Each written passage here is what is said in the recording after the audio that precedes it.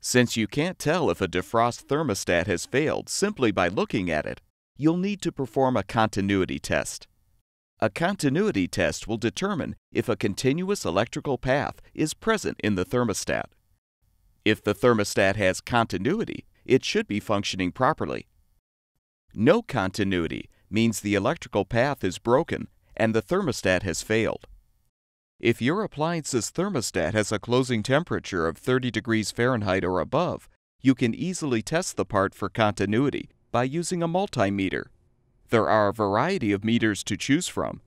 For this demonstration, we will use both analog and digital models.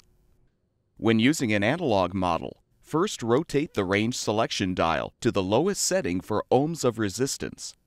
Then calibrate the meter by pinching the probes together while adjusting the needle to read 0. When using a digital model, again rotate the dial to the lowest setting for ohms of resistance, or resistance with tone if your meter has this option. Before you begin, make sure the thermostat you're testing has been removed or isolated from the appliance.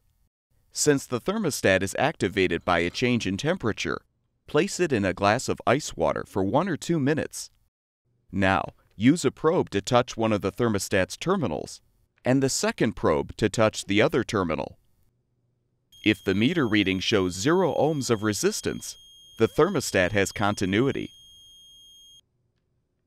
If the needle does not move, or the digital display does not change significantly, there is no continuity, which means the thermostat has failed and will need to be replaced.